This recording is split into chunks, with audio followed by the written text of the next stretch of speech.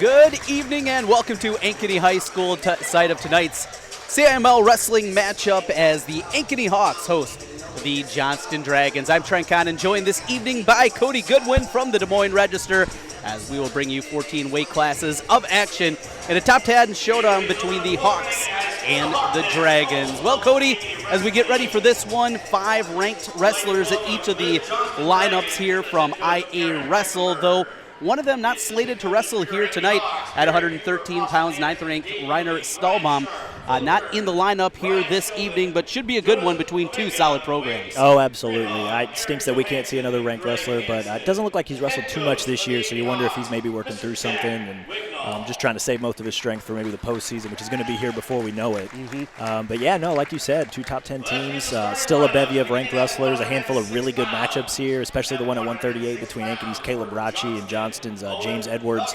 That one should be a fun one, probably the highlight of the duel tonight. But tell you what, man, these are 2 really tough teams, 2 really good duel teams that I think we might see at state duels here next month, and it's fun that we get to see them right here in this CIML duel right now. Looking forward to it. The starting lineups being announced. We'll take a quick timeout, come back. Never mind, we will keep it right here with the starting lineups being announced right now on both sides. Cody, as you look at both of these programs, of course, you're still chasing down the behemoth in Class 3A and what you see at the top with Southeast Polk. We saw Fort Dodge make some runs at them, but it's a gap there. There's certainly a gap at the top. Waverly Shell Rock, another chance for them. In fact, the latest rankings from IA Wrestle does have Waverly Shell Rock on top here in Class 3A. How tight is it in your mind between the Rams and the Go Hawks? Yeah, no, I think, from a tournament perspective, you probably got Waverly Shell Rock, Southeast Polk, and then I think you could actually throw Fort Dodge into that top tier of teams that, just because they have enough firepower. And if you have enough firepower in a tournament setting, that can tilt the tides over maybe teams or against teams that have a lot of depth like Southeast Polk and Waverly Shell Rock. I guess if you're asking me to pick a favorite right now, I'd probably go with Waverly, just because not only do they have the firepower, but they got the depth too, and that's really what helped them, win it last year over Southeast Polk. I thought the Rams were the heavy favorites going in, and the Go Hawks showed me otherwise. They scored 157 points, and I think they beat Southeast Polk by more than 30. Until proven otherwise, I think it's probably Waverly, Southeast Polk, and then Fort Dodge. But during those 3 days in February, anything can happen. Cody, you mentioned we're getting closer and closer to not just the super meet, the CIML super meet that happens every year, but of course district meet right after that at the 3A level. As these teams are going through their final duels of the season, is this a time you're really kind of building forward? You're still working on a few things to have set up for and as you look at this final month and building towards that end of the season, what do you think these wrestlers are looking to do tonight? Yeah, no, I think there's a little bit of truth to that they're probably still maybe working through some things right now. They might still be in a training phase, but the beauty about 3A is that there's no sectional level to get through before district, so they're going to get a weekend off before they actually enter into their key postseason weekend, which would be districts for all Class 3A. So they're going to have a weekend or a week really to kind of rest their bodies a little bit, get ready, and I know coaches talk a lot about peaking at the right time. So these 3A teams, they're going to have that break before they dive into their postseason head first. And then at the same time, 2 teams like these, they have to worry about is state duels as well. So it's not like they're going to get a full break. We're going to take a time out here with the singing of our national anthem. Back in a moment with CIML Wrestling. People drive to Indianola to buy new Fords. During the final 19 model year closeout at Schottenkirk Ford, Indianola. Up to $14,000 off MSRP. New Ford F-150 Crew Cab XLTs. Up to $14,500 off MSRP. New Expeditions. Final 19 model year closeout at Schottenkirk Ford, Indianola. Up to $9,000 off new Edges. And up to $7,000 off new Escapes. $14,000 off new F-150s. Don't miss it. Schottenkirk Ford, Indianola. SchottenkirkFord.com. Why do I look for the seal?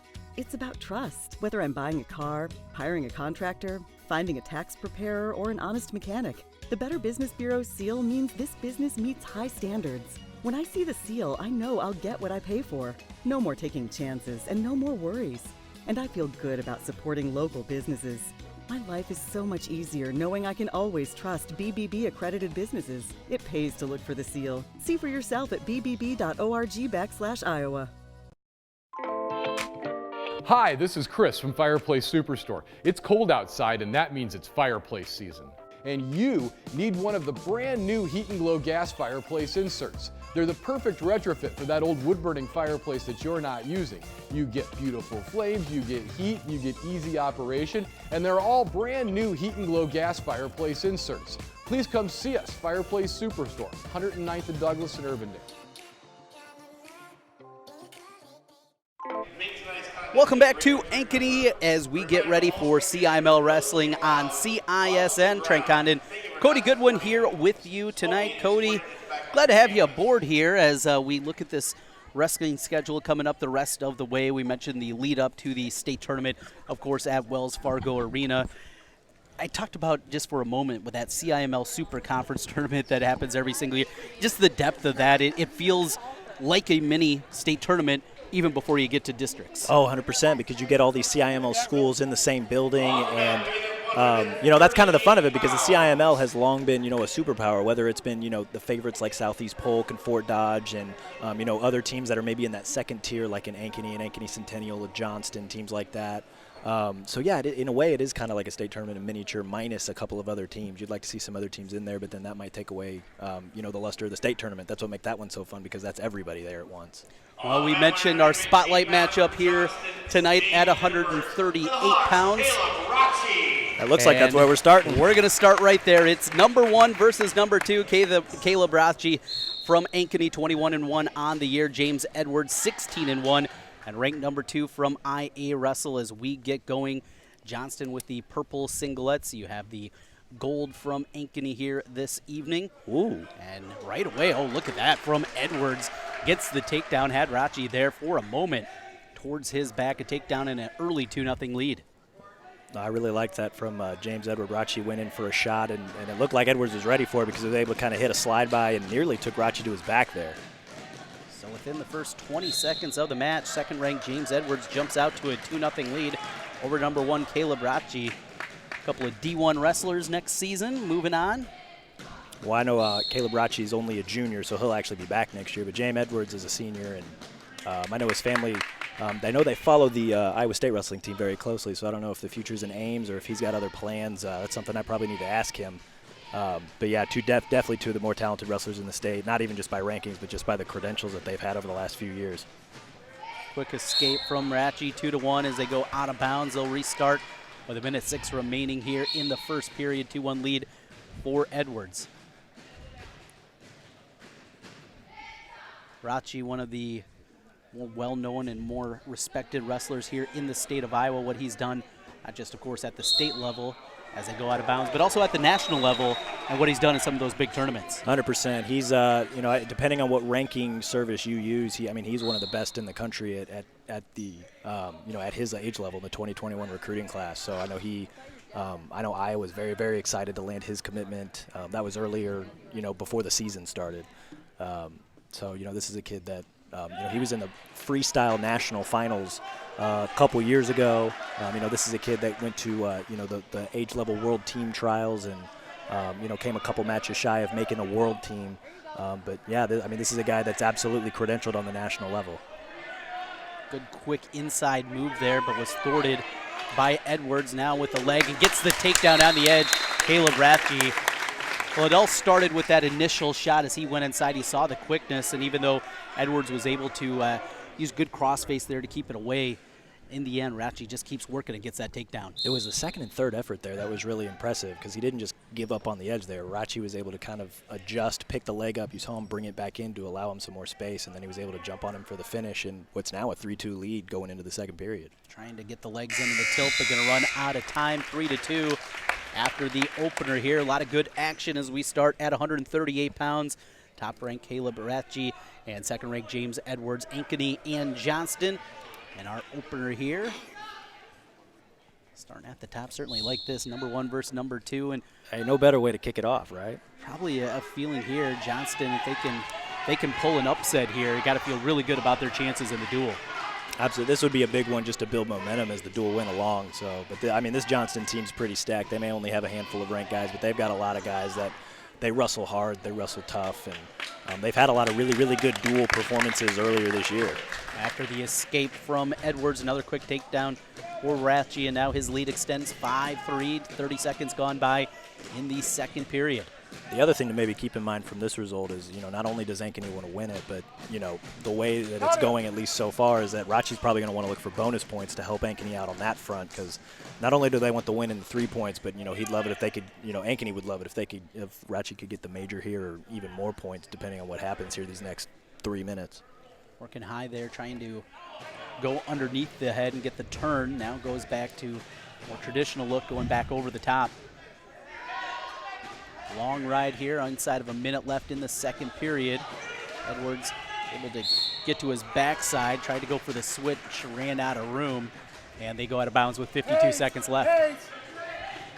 And Rocchi now gonna just go with the escape given up, and it'll be a point for Edwards. 5-4 our score, 44 seconds left in the second. Beautiful ankle grab there, got the pick and the quick takedown. James Edwards may have poked the bear with that first takedown. Rocchi coming in with a head full of steam. Not just head full of steam, but, you can see the technique that makes him a D1 recruit right there. Well, and just the quickness on that move, and we've seen this a couple of different times there. That's kind of that next level stuff you see with these high D1 kids. Not even just wrestling.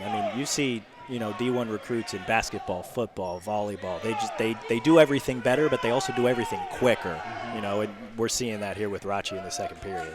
Try to go to the outside leg as they move their way out towards the side of the mat. Then try to get a trip from back behind there, and Edwards was also almost able to power through and get the takedown himself, but out of bounds with 9 seconds left in the second. Edwards has some nice counters, man. And, Rocchi, I think after that first takedown, he's a little bit more crisp in his technique to try and get these takedowns and not let Edwards, I don't want to say funk him a little bit, but, Edwards is able to kind of see what's coming. Edwards there, good work at the end, able to thwart the takedown attempt, keep it 7-5 as we go to the third. Rocchi with the choice to begin the third. He takes the down position. We get a caution, and we'll restart things again. Yeah, it's weird to see that it's only a 2-point match, but Caleb Rocchi has 3 takedowns to James Edwards 1. Edwards working on top, and boy, always difficult. You certainly want to see if he can get something going, get some kind of tilt there, but this is the problem he very well could run into, as Rocchi now deep into the leg of James Edwards. Yeah, it looked like he was trying to work that cradle, and Rocchi was able to poke his head out, kept his, he was able to stay a little, persistent and patient there, and that's what led to what looks like an escape now. And there it is, 8-5 the lead up to 3. Edwards tried to be aggressive right away after the escape. It was really good head and hands defense there from Rocchi, able to pick up Edwards' hand to not give up the ankle pick there. Rocchi with a little something extra there after they go out of bounds. I don't think Edwards forgot that he was there. 8-5, minute 10 left in the third period. Lead for top-ranked Caleb Rocchi over second-ranked James Edwards. And there's a takedown for Rocchi. So the lead has built now 10-5, and at this point, 5-point lead, you're certainly thinking about way to get this thing up to 8 and try to work towards a major decision. Yeah, Rocchi's dominated on his feet, but if he can get a turn, the 3 more points would make it an 8-point major decision. That'd be an extra team point for Ankeny. Let's see what he decides to do here with 40 seconds left. And goes towards that cross face, trying to get that turn. As he works on top, Caleb Rocchi, 21-1 on the year. You told me the one loss came to future teammate. Not a future teammate. No, because perhaps, maybe not even future adversary, because they might go different weights, but his one loss to Lisbon's Cale Happel. And Happel's going to Northern Iowa. Happel's going to Northern Iowa, Rocchi going to Iowa, and there's no love lost between these guys. Yeah, a little extra afterwards again for the second time, and points going to be given to Rocchi, and Edwards certainly not happy about that. Rocchi looks like he wants to put him on his feet and go from there. And now going to have a conversation over there. A little bit of talking, it looks like, there. Well, these guys just being in the CIML and, the schedule between these two, they probably see this isn't the first or last time these guys are going to see each other. 11-5. Well, if the rankings hold up through state tournament, we'd see it again on Saturday night, championship Saturday. 11-6 after the escape given for Edwards. Rocchi trying to power through, gets in on the leg, now picks up Edwards Edwards again. Excellent hips there from Edwards to avoid the takedown. And oh, look at this. Continues over on the edge. Rocchi's going for blood. 5 seconds left. He'd have to come up with a big one, looking for a 5-point move with a 5-point lead. Try to get the major. Not going to be able to happen. And we will run out of time. A little shove afterwards. Again from Caleb Rocchi. It was an aggressive back and forth. Now Rocchi pointing over at the Johnston coaching staff as it continues. Hand in the air and crowd's into it here. Final score 11-6. Top-ranked Caleb Rocchi over James Edwards. And a victory right away for the homestanding Ankeny Hawks. I'll tell you what, if the crowd was not into it before, they are definitely into it now. So a nice victory there. Fun action-packed match. 11-6 Rocchi. That makes it 3-0 Ankeny. And it's, hey, 13 more weights to go. Let's have some fun tonight. No doubt. Well, we got another one of the better wrestlers here in the state coming up at 145 pounds. Ankeny's Sam Callen will take the mat. Callen, a senior, 14-4 on the year. He'll go up against Peter Erickson. Erickson 12-5 this season. On the mat, 145 pounds. They come out to the mat here. Erickson not in the top 10, but right on the fringes of it. Good record this season at 12-5 for the junior, and trying to put it together. Wrestle certainly his best at the end of the season. Yeah, this could be a fun little barometer match for Erickson because Callen, I mean, he's a name that we've known for a couple of years now, and you know, between him and it looks like a team point was taken away from Ankeny actually after that, so it looks like it's only 2-0 Hawks. Wow. Which is a score that we don't see all that often. Not at all. So make it 2-0 on the scoreboard as a team point was taken away. Callen, though, right away gets the takedown. And yeah, like I was saying, man, Sam Callen's a name that we've known for a few years, and you know, you look at this Ankeny lineup, and you know, Caleb Rocchi at 38, Sam Callen at 45. You know that they're probably practice partners more often than not, and you know, iron sharpens iron in that capacity. So it's not crazy to see, you know, some of these guys that are, you know, maybe some of the better wrestlers on the team are around the same weights. It seemingly happens almost in every school where you'll see, if it is, you know, just a couple of guys that are ranked, but they seem to be, because like you said, it's guys wrestling each other. It's wrestling that top-level competition every single day, and then you get there on the mat, certainly helps out. A little upper body throw there, but out of bounds. A good little head-hand defense. Callen went in for the shot, but Erickson, nice little underhooks to maybe bring him back up. So, yeah, like I said, good little barometer, you know, for Erickson to just kind of see where he's at against one of the best in the state. And I know Callen's number 3 according to IA Russell at 145, and you know, he's a dude that's going to be right there in it come February. We'll step back as they go towards the edge of the mat, going to run out of room. Erickson hits his backside on the hardwood. Different vibe from Rocchi Edwards. Yeah, no doubt. That was a next-level match, and that's how we got started here today. Looking over maybe for some blood time or something came out. Might be a contact. Contact lens? Yep. You wear contacts? I do not, but lucky you. I tell you what, I'm glad you said Johnston's purple because I'm colorblind. So you can see all right. You can see clearly. You just can't see the right colors. I can tell you that the singlets are different colors. 2-1 with 48 seconds left here in the first. The lead for Sam Callen got the early takedown. Erickson got the escape as they go out of bounds again. Good action on both sides here. There is, and good edge wrestling for both guys. The first time they went out, you saw Callen circle in and shoot Erickson out. That time, Erickson held position very well and kind of tried to maneuver him out. I don't know that he went exactly for a shot there, but that was some good adjustment there. Whoop. Wrestling at 145. Goodness there, Peter Erickson. A couple of different times I've seen him sprawl back and be able to really get those hips back and get the leg away on either side from Callen. Yeah, you can tell he's definitely got the athleticism and good awareness on the shots, and that was just a wonderful 2-on-1. Can he finish it, though? Gets to the double leg now, gets a little bit too high. Callen comes back the other side. Now he's got Erickson on the edge of the mat, towards his back, ran out of room, and no takedown. What a flurry that was. That was a nice little 2-on-1 from Erickson to get in on the shot, and then excellent stuff from Callen to lift him up and toss him on the edge there, used his own momentum against him. You saw Erickson got those hands. They just slid up a little too much as he was trying to finish off the double leg. And the arms went up to the lower back from right below in the upper leg there. Only 2-1, but that was a phenomenal first period. Yeah, we are action-packed here. Ankeny and Johnston team scored 2-0 as Ankeny got the victory, 11-6 Rathje over Edwards, but a team point was taken away. 2-1 our score at 145 pounds for Callen. And he will start in the down position, gets out quickly though with an escape.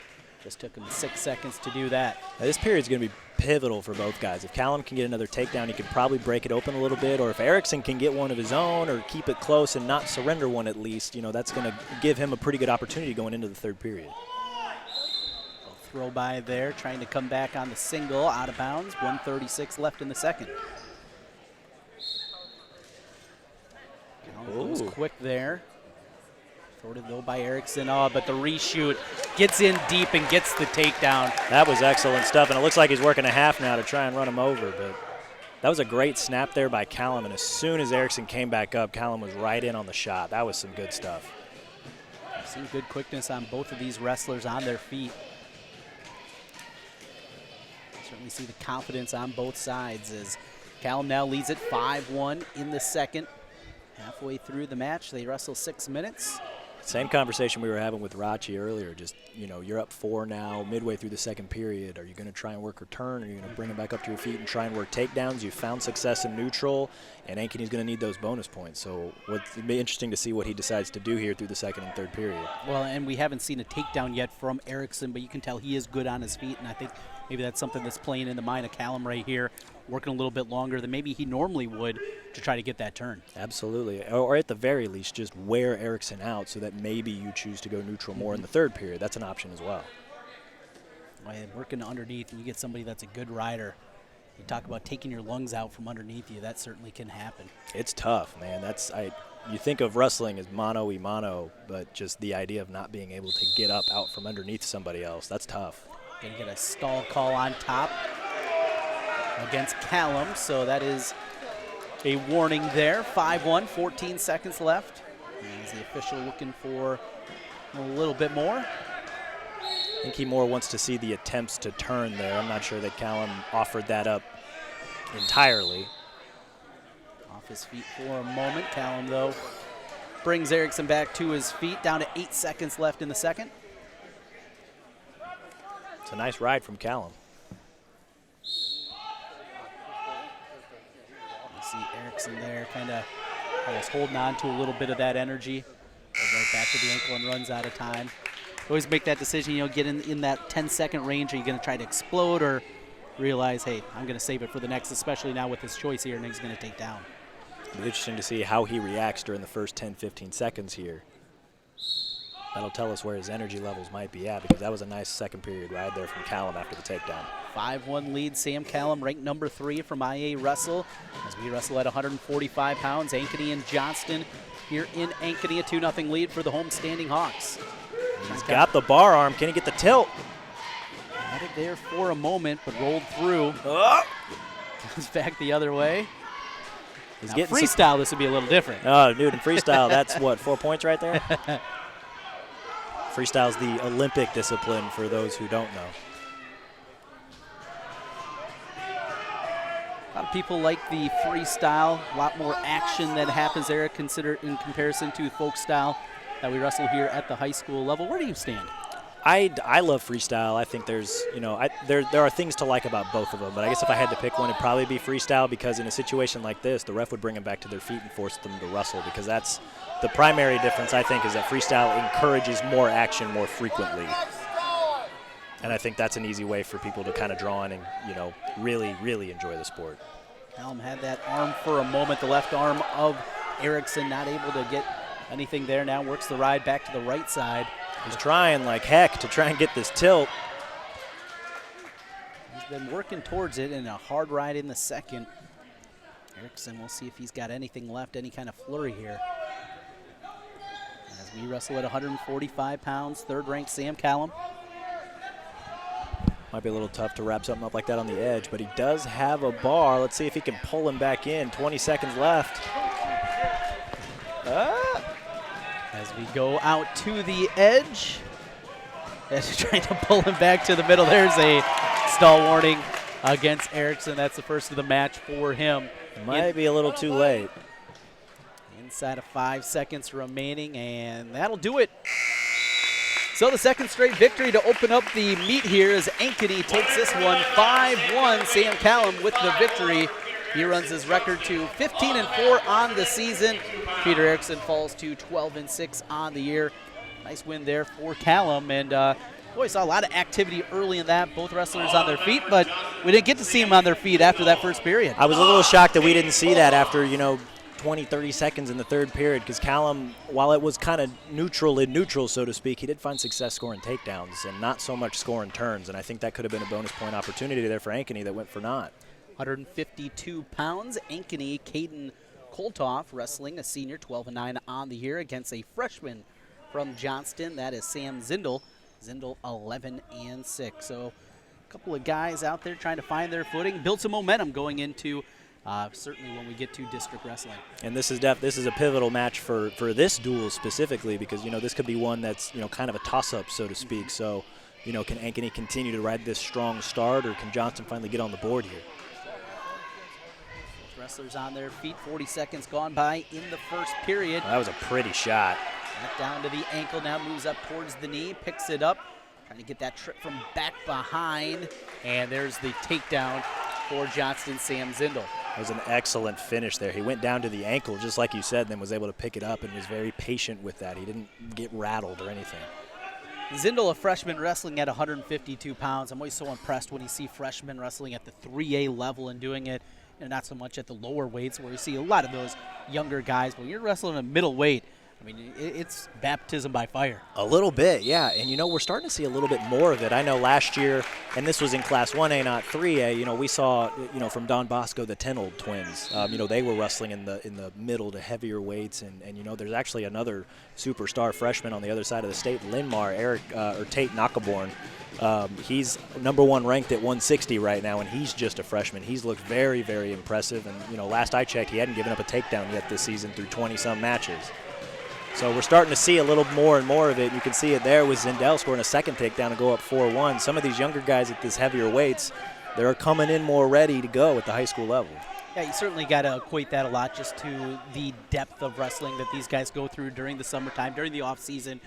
Going out there and just getting those reps out there on the mat and doing it at a high level. Absolutely, and I know, Ankeny coach Jack Wignall, he gives a lot of credit to, and Ankeny Centennial coach Jay Groth did the same thing to the Ankeny Youth Wrestling Club.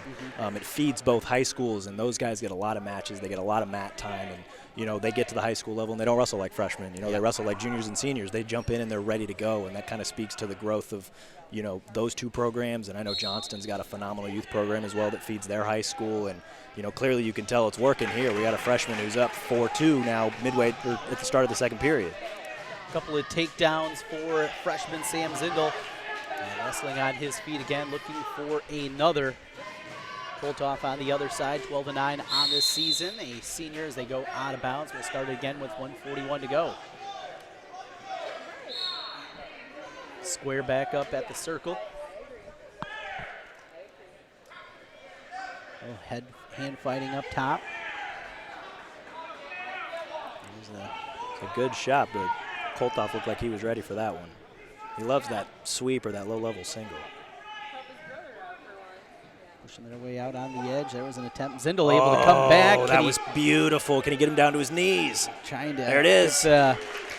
Knees down. He gets it, and the takedown right on the edge. Good action again. Third takedown now for Sam Zindel. And Coltoff, I liked the fact that he was able to take a shot there on the edge, but that was just wonderful hips in motion there from Zindel to not only defend the shot, but as soon as Coltoff stood up, Reese shot right there on the edge and then was able to get his knees down for 2. That was excellent stuff. 5-0 on the team scoreboard. Ankeny with the lead. Took the opening 2 matches. Were deducted, though, a team point after Caleb Ratchie, number 1 ranked, knocked off second ranked James Edwards. 5-0 the team score. 6-2 the lead, though, for Johnston, trying to get in the win column for the first time for Sam Zindel. Looking for his 12th win of the year. Trying to get the tilt there. Didn't even get a count out of it, though. No, it looked like he was trying to work that bar, but Coltoff doing a good job of clearing his hands and doing his best to build a base here, but Zindel's doing a really good job of keeping his hips on top. Trying to go towards the half. Nothing there. Now walking it through. Got him laid out flat, though, on the mat. Takes a lot of energy out of a guy to continually try and build a base, and Zindel's doing a good job of, making Kolthoff carry all that weight. That'll wear you out going into the third period. Inside of 10 seconds left here in the second. And now Zindel trying to hold on in the final seconds. Does, and he'll maintain his 6-2 lead as we go into the third. Now this is, we've said it through the first two matches. We're going to say it again here. If Zindel can get out, that would make it 7-2, or if he hits a reversal, it makes it 8-2. You got to start thinking bonus points here, and he's had a lot of success in neutral so far, so you wonder what the game plan is going to be once he gets out, if he can get out. Kolthoff doing a good job bringing him back down to the mat. And when you're down by 4 and you're working on top, you're really thinking about something big, some kind of move you can get on the back. Instead, the escape given there, and now it's a 5-point match. 7-2. A couple of takedowns would put this in bonus point territory for Johnston. That would make it, that would do wonders for the team score. So you wonder what Zindel's able to do here with 90 seconds left. Man, the Dragons are waiting on deck is top-ranked 160-pounder Caleb Helgesen. Boy, he's been mighty impressive the last couple of years. Oh, outside attempt there, got the takedown. That was pretty. Oh, Zindel. And yep, he's going for it. Walked away very impressed so far out of this freshman. Boy, he sure doesn't look like a freshman, does he? No, not at all. 9-3, a takedown to make it 11-3, and he's got 60 seconds to work on it. Towards the edge and out of bounds. Restart with 59 on the clock. A 9-3 lead, Sam Zindel.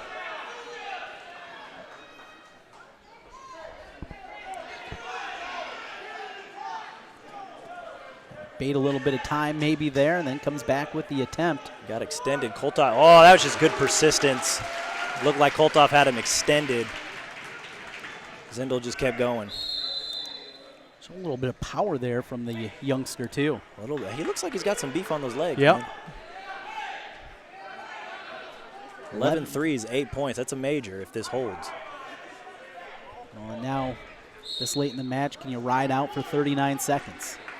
And do it against a senior. That's going to be what Sam Zindel looks like he's going to try to accomplish. Looks like he's trying to work a bar arm there. There are no stall calls for either guy, so that's something, not that Zindel's been wrestling in a way that might warrant a stall call, but if you got to hang on with 20 seconds left, you're able to do it. And it looks like he's going to work for cradle. He is. Had a really good crossface up top of it. Now the arm slides back down. And he'll go back towards the inside wrist. Inside 5 seconds left now. Excellent match from Sam Zindel, the freshman. There it is. It's a major decision. A 11-3 victory, 14 points as Johnston able to get on the board with the victory there. Sam Zindel picks up his 12th victory with the Dragons. 11-3 your final. Now 5-4 on the team scoreboard. After the major decision, the Dragons bring in top-ranked 160-pounder Caleb Helgesen. Hey, this is another opportunity for bonus points for Johnston. If Helgesen can get on a roll early, and just having watched him the last couple of years, he's more than capable of doing that. We got the top-ranked wrestler here. We're going to take a quick timeout right after this match. This one, Helgesen has shown this season he can be very quick, and these things can end very quickly. Absolutely. I mean, he's been impressive for the last few years, and especially last year. I mean, he did some really good things last year, and was in the state semifinals, came away with the state medal last year, and clearly he's taken it to another level this year, being the top-ranked guy at 160. Goes in right away, gets a quick takedown. Just took him 9 seconds to get that, and now he will work on top. That's the consistent thing you see with a lot of these top-ranked guys is, not only are they good at what they do, but they're able to do it quickly right out of the gate to kind of set that tone and set that pace for the rest of the match. Out of bounds, 5-4 the team score. First two matches went to Ankeny, the third to Johnston. Dragons trying to take the lead for the first time. They got Helgesen on the mat. You see the importance of bonus points there. Ankeny's won 2 matches, but they're only up 1 point on the team score. Part of that obviously due to the point deduction, but Helgesen 17-0 this season, a junior. Daniel Rose on the other side, a senior, 10-12 on the year. see the difference between a 60-pounder and a 52-pounder just by those triceps, right? Some thickness certainly there. Well, he's got a bar. Let's see if he can get him flat and run with it. And also a upperclassman compared to Zindel, the freshman. He's impressive. I have a feeling we're going to be talking about that kid here in a few years, if not this year. Trying to work that arm through. Just hasn't been able to get a whole lot towards that turn yet. Rose is doing a good job of keeping his wrist far. If he keeps his wrist far like that, it's hard for Helgesen to able to grab hold of that other limb, right? And once he's able to get both limbs, he's able to be really dangerous on top. Out of bounds. 32 seconds left, and Helgesen maybe with a bit of a decision here. Let him go and try to get another quick takedown before the beginning of the second. He could, or he could continue working on top. Looked like he got to that bar easy. Couldn't get to the other limb, so if he, we'll see what he tries to. That's a heck of a return. Came down on the chest, and boy, that's a way to take your breath away. That's, yeah. 160 pounds landing right on you on your chest. A little bit of an awkward landing, too, and Helgesen almost took advantage of it by having the wrist in the half Nelson. You see he's going for the bar now. See if he can grab that other wrist. And Rose is doing a really good job of, when Helgesen's able to get out to an angle and try and grab that wrist, he brings his hips up, and that kind of ruins the momentum that Helgesen's trying to build there. And that's, after giving up a takedown 9 seconds in, still only being down 2-0 after one. Not bad. 2-0 as we go to the second, and looks like maybe, not sure if it's going to be blood time or just some injury time over there with his back towards us. They mentioned that awkward land as they came back down.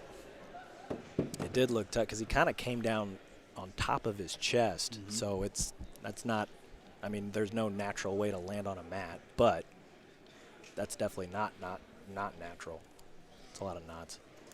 Trying to adjust the headset there and wonder, the way he came down, and maybe if there was also part of his head that landed on, if that's something they're looking at too. It could be.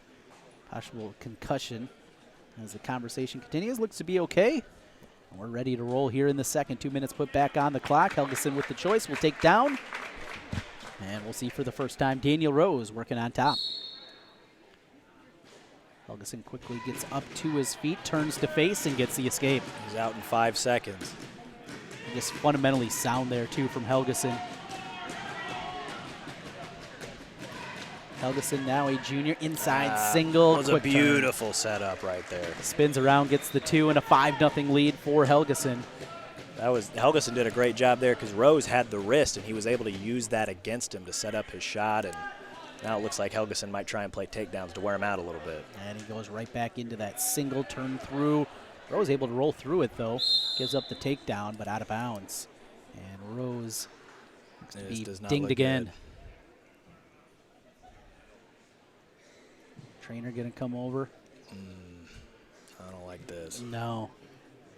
Well, even just the way he stood up, kind of the way his head was moving.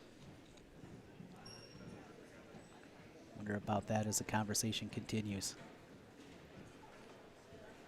Yeah, with his back, we can't see if there wouldn't be any blood. They'd be working to stop that right now. Yeah, and there's a difference between blood and injury time. I know blood time you get 5 minutes, injury time you get 2 minutes, and then you're forced to make a decision if you hit that time.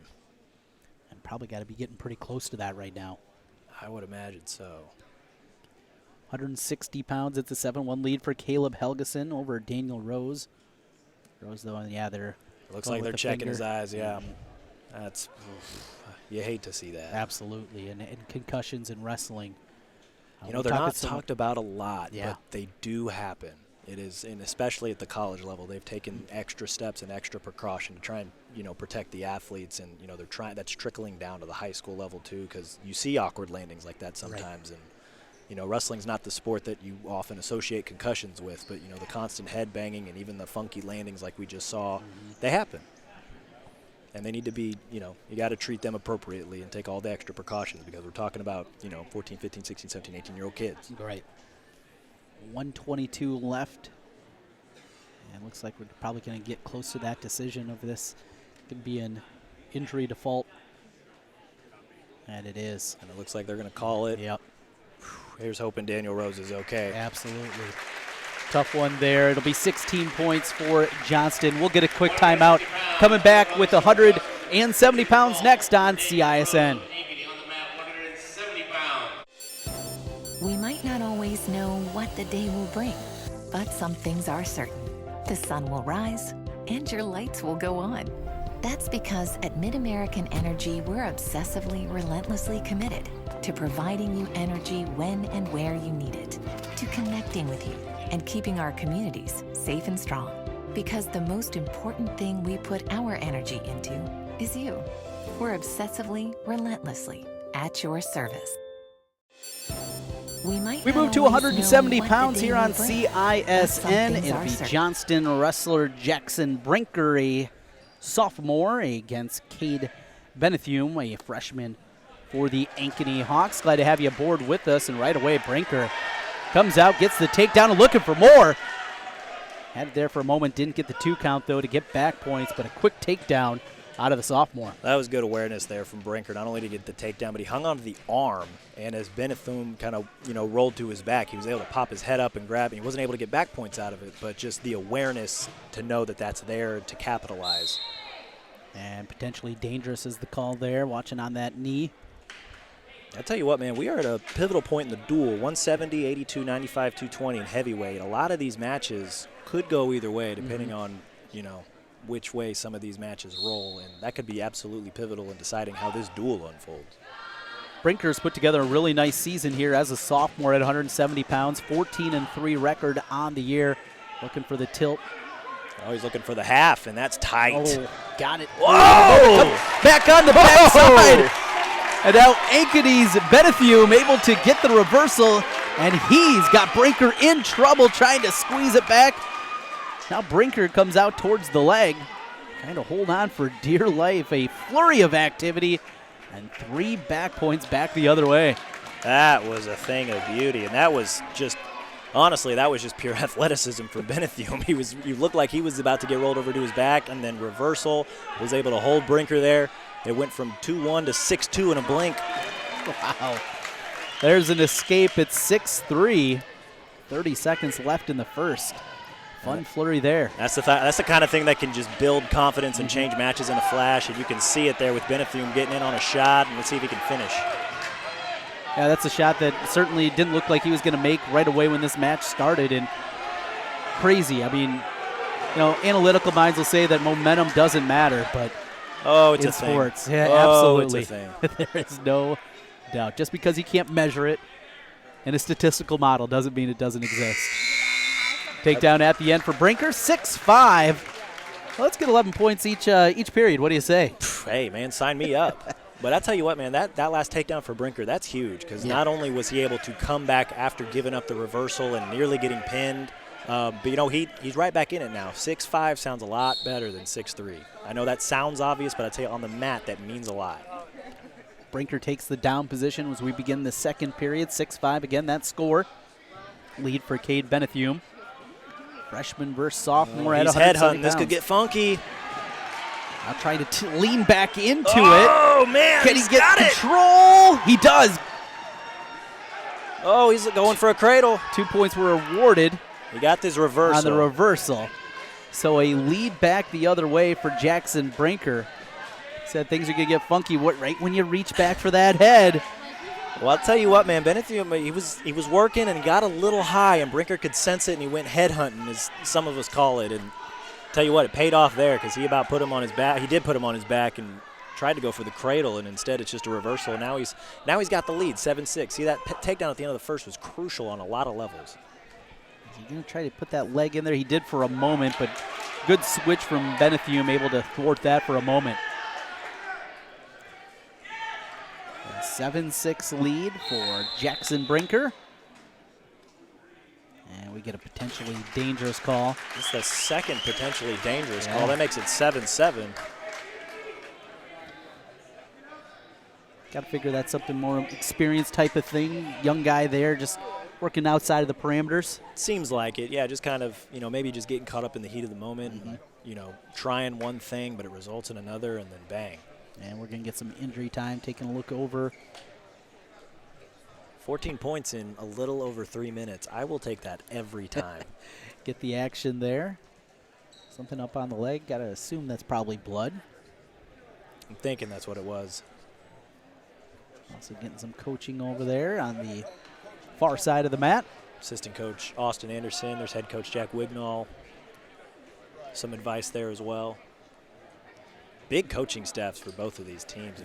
Just looking at the program, they each got quite a huge staff for both of these teams. That's good, though, because that, not only is there a lot of coaches, it's a lot of different coaching minds, a lot of different perspectives, and, just looking at both of these teams, a lot of different size coaches, which is obviously going to help the kids in the practice room. 7-7 our score, 53 seconds left. And back out onto the mat. In the second period. We still got a whole other period to go. We're on pace for 28 points. Hope you picked the over. Looking through, still gains control, and Brinker able to keep Benefiel down. Good hips from Benefiel, but Brinker hips were a little higher in that situation. I'd like to see Brinker maybe throw the legs in a time or two as he's trying to get that through out of bounds. And there's the escape. And the lead comes right back for Ankeny's Cade Benefiel. We love that funk. Brinker that time just got a little too high. Good hips there from Benefiel. 8-7 lead. 170 pounds. We wrestle a 10-5 lead right now for Johnston over Ankeny on the team score. Whoa, that's a good dump. Can he finish? Yep. Power through. He's got to pull that head out. No, he doesn't. He's getting his counts. He's got it now, looking for more, trying to go for the fall. pinfall. Oh, he's got that tight. He's got that tight. Almost went a little bit too high. There's the pin. There it is. 1 second left in the second period. Woo. Wow, what a flurry. What a match at 170 pounds. Jackson Brinker picks up the fall. And the lead extends for the Dragons, now 16-5 on the team scoreboard. Tell you what, I know that there was an injury default at 160 with Daniel Rose having to couldn't finish that, but 3 wins for Johnston compared to 2 for Ankeny, but that's 3 bonus point results for Johnston, and that's why 16-5. That's huge for the Dragons moving forward. 195 pounds now. Tanner Hutchinson, a senior for Johnston. 82. 82. Jack Hutchinson wrestling here. 6-9 record on the season against Cole Pomrenke. 12-9 on the year, the junior from Ankeny.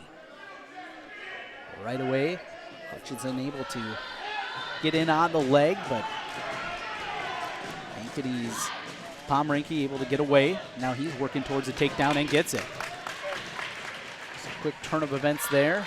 Hutchinson 6-9 on the year. Pomrenke 12-9 on this season. Another pivotal match in this duel. I know 170 through heavyweight is, depending on how these results go, this could be ultimately how the duel is decided. And good start from Johnston. They're getting the pin at 170. Now they're facing each other. Oh, he's in. He's a little high, but he finishes. So there is a takedown. Hutchinson comes back. It looked like a takedown, but it was actually a reverse, went on the books as a reversal, yeah.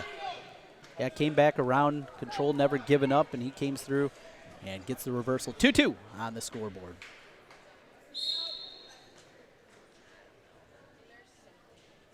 We're looking at a combined 21 points over the last 3 periods of wrestling between 70 and 82. Like that, and as you get into those upper weights, sometimes you don't see as much action. Hasn't been the case here tonight. We love that. 3-2, the escape for Pomrenke. Junior versus senior. 40 seconds left in the first. Another thing to talk about here is when we get to both the CIML conference tournament, this is something that very well could impact these kind of matches seeding when you get to that tournament. Absolutely. And the path to make a run. Seeding for CIMLs, and the CIML tournament's also going to play a big role in seeding for some of these teams' districts and looking another week ahead state. Because now they use a seeding system for the state tournament, and that's huge. Head-to-head is a part of that formula. I know that there's a couple other factors that go into it, like overall record, past success, things like that, but the head-to-head portion of it, they seed the top 8, and that could be the difference between, being the 7th seed and being perhaps drawn in randomly. And, That can affect how first-round matchups go. And, that first day, while it's not a lot of team points, it can set you up for Friday and Saturday. Some blood time over for Johnston's Hutchinson. Jack Hutchinson making his way over. You mentioned that seeding process and very new, something that hasn't been a big part of the state tournament for a number of years. But at least a year into it, did you like the way that it played out? Do you think it was at least a fair way to set the bracket up? I have a lot of mixed feelings about the seeding process because I was a huge fan of the random draw. Because the random draw, the way it worked, for those who don't know, is that if you won your district, you got a district runner-up in the first round. If you were second, you got a district champ in the first round. And they made sure to separate those from the same districts. But then after that, everything was random. And I loved that aspect of it because it put butts in seats for the entire weekend. You didn't know if the best match of the bracket was going to be on Friday morning, Friday night, could be Thursday morning if somebody slipped up the week before. I loved it. That said, if you want to draw in the casual fan, and I know we had talked about this a little bit before we got on the broadcast, sometimes that means setting up the bracket in a way that you get the best match in the finals, or at least offer the opportunity to get the best match in the finals. And if that means seeding the tournament, I'm down for the experimentation because at the end of the day, I am a wrestling fan. I want to see the sport grow, and if that's how we've got to do it, I'm all for it. So as for the seeding process itself, it was a little hard last year because there were some freshmen who we knew were world beaters going in, and because they didn't have the element of past success, they were kind of they got the raw end of the deal, so to speak, going into the state tournament because some of these guys that we knew were really good maybe didn't get some of the top seeds. So you wonder how they are going to tweak the formula to account for that moving forward, or do you make past success a smaller part of the pie?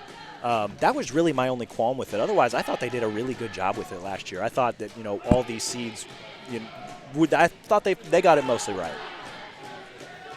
I'm remembering and seeing if my memory goes back the same way that the way it went out. When Ike Light got beat by Dan Gabrielson from Belmont Clemmy, as Ike Lake was going for his 4th state championship. I want to say this is 1992, something like that, but it didn't happen in the finals. It happened earlier on in the tournament. I think it was in the quarterfinals, in fact, that they wrestled, and that was that random draw. They were the top 2 wrestlers. Everyone knew it at that weight class, but that was the way it set up that year. And though in Old Vets there was probably 8,000 to 10,000 actually in the building at that time, anymore, probably you hear about 80,000 people that said they were in the building for that one. Yeah, and there are prime examples of that over the years, and especially, I've only been, this is my 3rd year covering wrestling for the Register, but we've seen it time and again where the potential state finals match happens in the quarters or happens in the semis. Drew Bennett and Kyle Biscaglia are 2 names that come to mind from Fort Dodge and Rocchi that probably should have been the finals match but weren't. That's just one example. I know Nelson Brands, the one guy that they thought could take him out his senior year, they wrestled in the quarters. Zane Mulder from DCG. You see that from time to time, but at the same time, that kind of makes it exciting. Those kids have to get up and get ready, and then, oh, by the way, you got to make weight the next day if you keep going, right? Right. So, yeah, here it is, a 5-3 victory for Dan Gabrielson over Lisbon's 3-time state champion, Ike Light. It was in the semifinals, though, not the quarterfinals. So at least it was Friday night, not Friday morning. Yes. On this Thursday night, it's 7-3 now for those who are Pomrenke's got a lead now after 3 takedowns. Doing a nice job out there as his lead at 7-3, like you mentioned. And, boy, it kind of feels like one of those matches. We talked about momentum earlier that Ankeny trying to get back in this thing. They need this one. They do, and they've 4-point lead. If he can get out here, you wonder how he's going to start approaching attack, in that neutral position, how aggressively you're going to go after these takedowns because as we've seen, bonus points are a huge thing. Johnston's only won 1 more match in this duel, but they're up by 11 team points. Up on the feet, working a little bit high here. Looks like he's going for a cradle, and you're right, got a little too high. Reversal there for Pomrenke. So Pomrenke's lead now extends 9-3. And certainly you got to figure now that lead up to 6, his thought process starting to change and thinking about those bonus points. You wonder if for the next 20 seconds or so, maybe once you get to about a minute left, you might let him up because you've clearly had success with 3 takedowns from the neutral position. Try to see if you can get that turn. If not, go where you know you can win. Hutchinson up. to his base. Now sitting back as he's pulled back by Pomrenke. Pomrenke had a hold of the wrist, gave that up.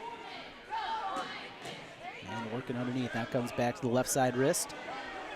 Pulls his head through. He's working with it, but he's running out of time if he's looking for bonus points. Although one turn, even if it's 2 swipes. So you wonder if he's going to sell out and try that. And running out of time to get those 2 takedowns that he would take to get the major inside of 30 seconds left.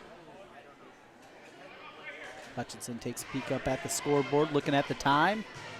We hit 20 seconds left. Cole Pomrenke looking for his 13th win of the year, 12-9 record for the junior at 182 pounds. It's a good ride, just not quite able to cinch up that wrist for a potential tilt. But after 3 consecutive victories for Johnston, Ankeny gets back on the team scoreboard with a decision, their 3rd decision of the match, and picked up by Pomrenke. They did give the escape there at the end. The victory for Pomrenke runs the score to 16-8 now. Let's take a quick timeout. Coming back with 195 in a moment. Back in 30 seconds. CIML Wrestling on CISN. People drive to Indianola to buy new Fords. During the final 19 model year closeout at Schottenkirk Ford, Indianola. Up to $14,000 off MSRP. New Ford F-150 Crew Cab XLTs. Up to $14,500 off MSRP. New Expeditions. Final 19 model year closeout at Schottenkirk Ford, Indianola. Up to $9,000 off new Edges. And up to $7,000 off new Escapes. $14,000 off new F-150s. Don't miss it. Schottenkirk Ford, Indianola. SchottenkirkFord.com. Trent Condon and Cody Goodwin back with you in Ankeny. CIML Wrestling as we move up to 195 pounds for Ankeny at Xander Kenworthy, a freshman against Tanner Hutchinson for Johnston. Another young guy here in the lineup, 5-7 record for Kenworthy, wrestling at 195. And even more rarity to see some of these heavier guys at this heavy of weight. You know, they're maybe becoming a little bit more common at, 45, 50, 260, even 170 to a degree, but 195-pound freshman, hey, man, go get him. Both wrestlers on their feet, looking for some kind of movement, using that upper body strength, kind of snapping each other around. See, that's what makes it so hard when you're a younger guy, because the common thing, you get to high school and as you get older, you develop a little bit more, right? Especially when you're as involved in athletics as a lot of these guys are. And, when you're a freshman, you come in, you're a bigger kid, but may not be as developed. And so you wonder if that plays a role at all in this match. At the same time, he may have a lot of crisp technique on a couple of shots that we just haven't seen yet. And that could be a difference because sometimes technique beats strength. 6 matches in. It's a 16-8 lead for Johnston over Ankeny on the team score. Trying to power through is Hutchinson. He's got his head up. How can he get around? Going to put his head in the hole there and try to run around, but good awareness there from Kenworthy to come up to avoid that.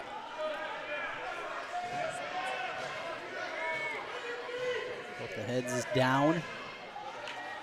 Hutchinson trying to power through again. He's got that front headlock.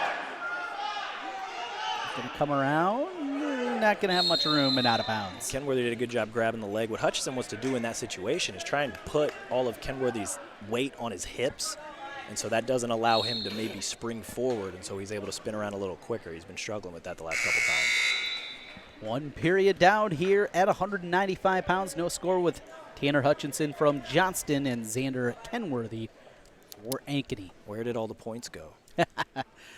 Hutchinson takes the down position to begin the second. Oh, a quick roll through and the reversal 2-0. Combination of strong hips and good strength and just overall awareness there from Hutchinson, and there's the points. Got him right away. You asked for him. 55 seconds to get him. Can we see more? There almost saw a fresh of a mistake as Kenworthy tried to flip his leg through and almost got taken to his back. Gets back up to his base. Working that wrist there, Hutchinson, but Kenworthy coming up. Snap back down, though, by Hutchinson. 2-0 score, 1:23 left in the second period.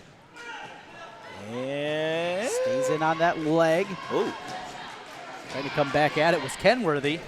Now he is able to escape, loses a shoe in the process. That's just persistence right there. And losing a wrestling shoe, it takes a little bit longer than just slipping on a pair of slippers. Yeah, not quite Crocs. Although that one looks like it's going to slide on a little easier there.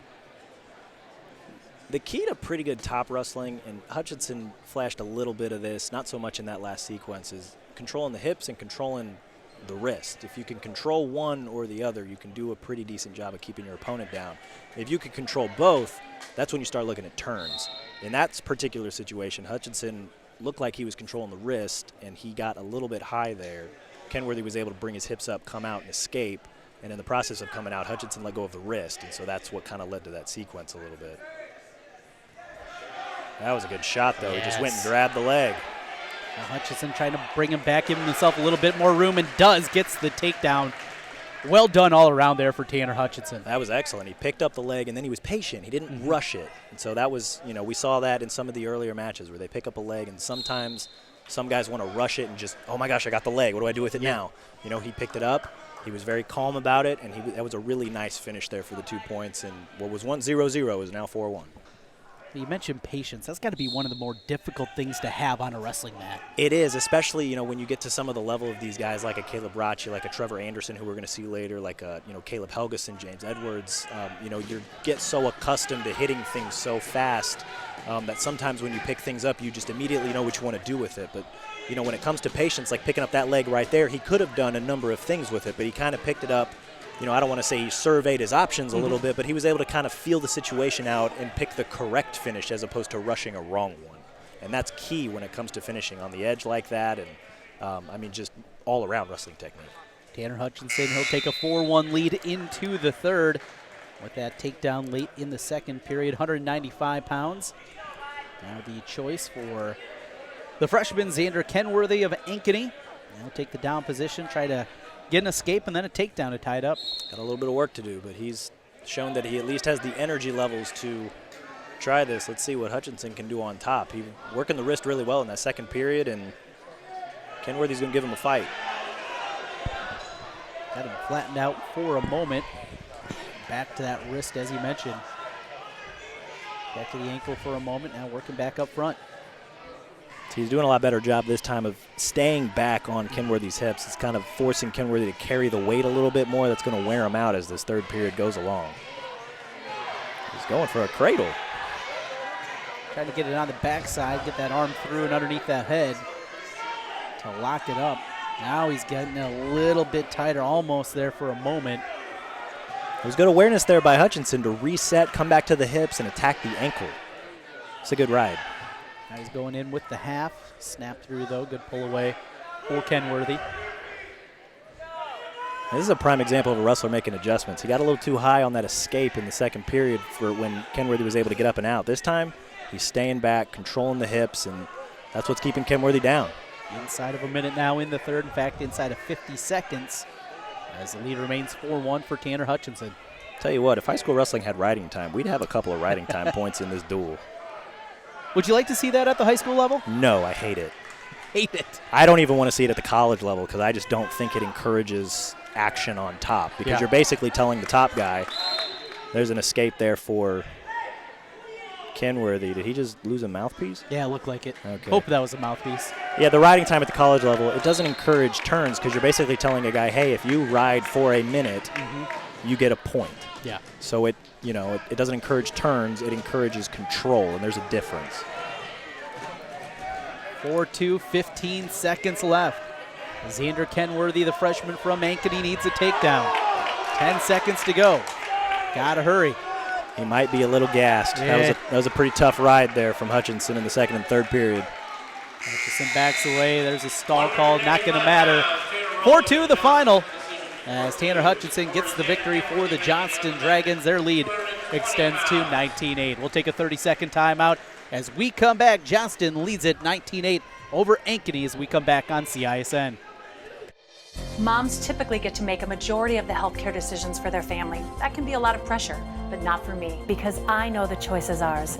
For medical tests like MRIs, X-rays, CAT scans, and of course mammograms, ask your doctor to refer you to Iowa Radiology. They work around our hectic schedules, they're the best at what they do, and they're so great with my family. They truly care, and it shows. Visit iowaradiology.com or call to schedule an appointment. Iowa Radiology, our focus is your good health. Coming back with you at 220 pounds, halfway through this one. 7 weight classes in the books between Johnston and Ankeny. Here's the Dragons with a 19-8 lead.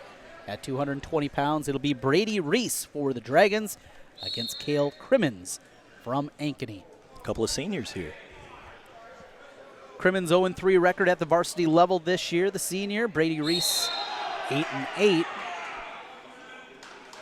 Be a heck of a way to get your first win, but that is not the way to start. So a point's going to be given, and Reese going to make his way over. Got a little blood. Got him up at the nose, looks like. Tell you what, I hate to keep coming back to this pivotal stretch, 70 through heavyweight, but Johnston's already got 2 wins, including one with bonus points. So Ankeny, I know they've got a handful of really tough wrestlers coming up to round out the duel, but it'd be really nice if they could get this one to get back into it, because if they can score bonus points with it, that'd be awesome as well. But right now Johnston's doing a really good job of winning. I know it's only been 3, but they've got 2 of them, and they've scored bonus out of 1, so they've done a really nice job in that way, and that's why they're more than doubled Ankeny's score right now. Well, and you mentioned Ankeny, what they have at the lower weights, 3 consecutive ranked wrestlers, second-ranked Trevor Anderson, Cale Cox, and then Jace Anderson at 113 through 126. So just got to keep your head above water here and give yourself a chance when you get to your dynamite, kind of group of guys there. We got to be in the match to get there. Absolutely. And even before they get all there, we're going to see Owen Helgesen at 106 for Johnston, who, in a really, really stacked 106 weight class in Class 3A. Owen Helgesen's right up there, as a potential state medalist. I know he's ranked number 6 right now. But that's another one that's another exciting wrestler that we're going to watch. Ooh, and look out. He's up. On the side, pops right up. Crimmins ready to go. Oh, that thing looked like the scoreboard over there. The score table was about to be crunched down. It was going to look like a WWE match and a table match. Yeah, they were going to the table on the far left end, and there's nobody sitting over there, but I imagine if there were. I didn't see the photographer's reaction. Was he out of the way in time? He was sliding there. 1-0 is our score, the lead for Brady Reese. I'm glad he's back up, man, because that hardwood can hurt. And whoa! Both wrestlers up high. Who gets control? It's Reese. Reese takes Crimmins to his back. Oh, I disagree with that stoppage. How did we get there? Was it the blood time? I'm not sure. Maybe. That's kind of what it looks like. Yeah. I don't know that I agree with that. Yeah, there's a lot of action going on. That was just kind of a battle of who had the heavier hips, because they were both on their knees. They both had a head, just who could swing it down. And, Reese did a good job of swinging it down there and ended up getting 2-2 out of it for a 5-0 lead. 2 for the takedown, 2 on the near fall. And 5-0 our score, 45 seconds left in the first. Both wrestlers over there getting cleaned up with the blood. Looks like are they looking at the nose there of Reese, or are they going higher? Is it something up on the brow maybe? I thought they were poking at the nose, but it's hard to see with him turned to us. But the way that Crimmins was when he walked over to the trainer, looked like he was pointing at his arm like there might be blood there. And I still see the bandage down there that has the blood still on the mat. Got to get that off of there. Well, I'm colorblind and that mat looks red, so. Well, and it's maroon. It's Ankeny maroon. So out of the 18 teams in the CIML, how many of their actual colors do you know? Oh, goodness. Let's just say I look for what's on the singlet as opposed to the singlet itself. Yeah. Make it a little more difficult for you? I always, as journalists, we have to double-check facts. As a colorblind journalist, I triple-check colors before I write anything. Gotcha. Well, Ankeny, it's maroon and gold. I can see the Hawks on the singlet. That helps. I can see the flaming J on the Johnston singlet. They are purple and gold. Purple. That's got to be really confusing when it's Rocchi and Johnston, 2 teams with purple and gold. Well, I'll tell you what, there was one time I went and covered an Iowa State TCU football game, and I tweeted that TCU was wearing the blue, and I got corrected very quickly. Very quickly. It's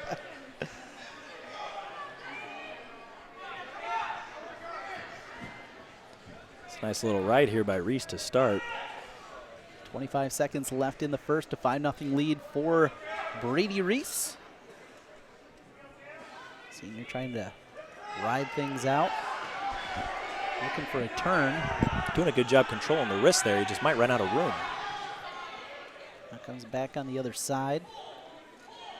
And they go out of bounds.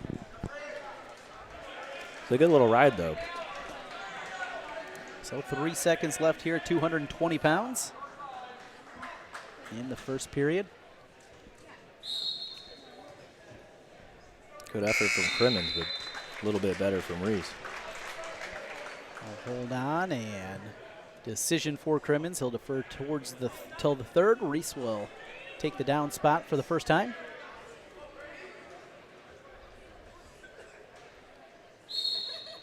Brady Reese 8-8 on the season. Woo! Taking right back down, got to his feet quickly. Woo! Oh, that's tight. Oh. That was a nice little Peterson action. And the reversal for Brady Reese.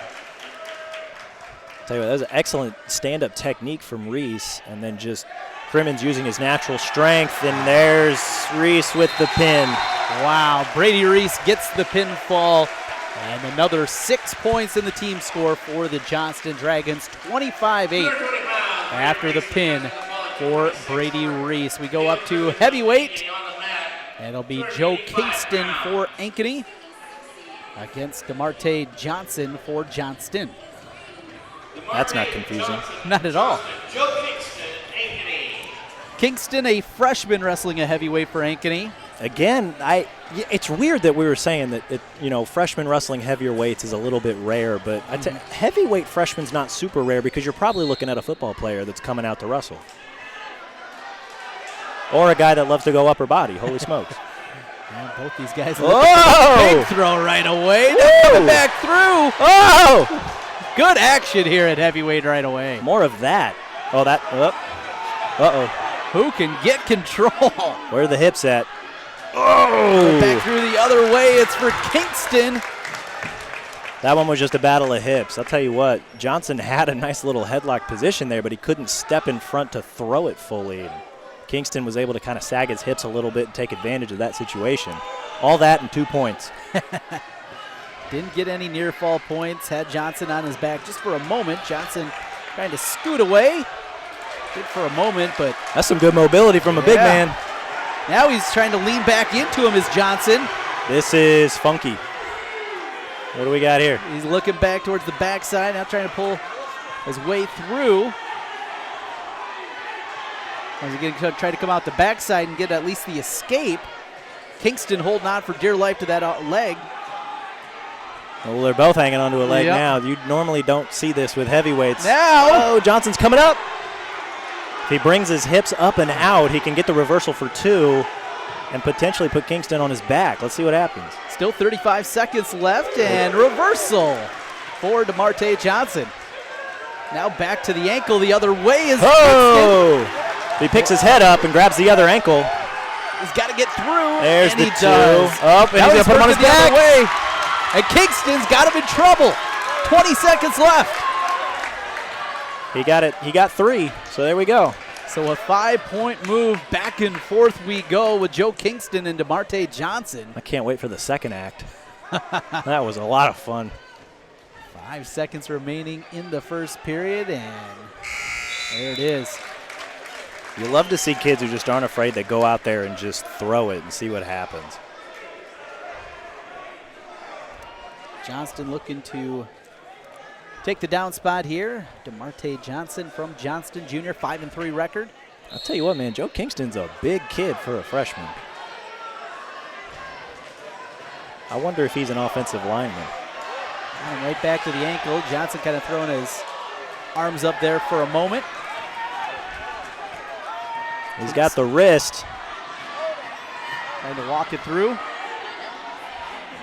Working high here. Got to be careful. That's good stuff there from Johnston. Whoa! Flip back around. This has been great. Looked like something Rocchi may have taught him. 7-2 lead for Joe Kingston at 285 pounds. A heavyweight match. Oh! And now Kingston in trouble with Johnson having him on his back, and the pin! Wow! What a comeback and a finish for DeMarte Johnson. He gets the pin. It is 31-8. Johnston leading Ankeny. We'll take a quick timeout, coming back as we go down to 106. Back with more wrestling on CISN.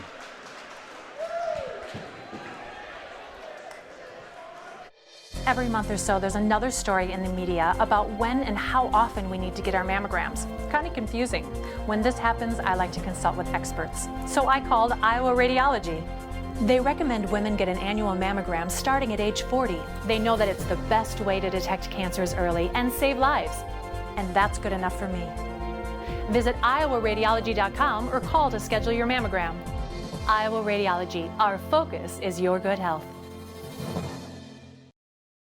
We move to 106 pounds. Trent Condon and Cody Goodwin back with you here in Ankeny, but it has been Johnston with a big run. 31-8, they lead it in the team score. Owen Helgesen, freshman, 17-0 on the year for Johnston against Carter Davis, a sophomore, 15-7. I'll tell you what, Ankeny's got a lot of work to do here through the last stretch of this duel, because you look at 170 through heavyweight.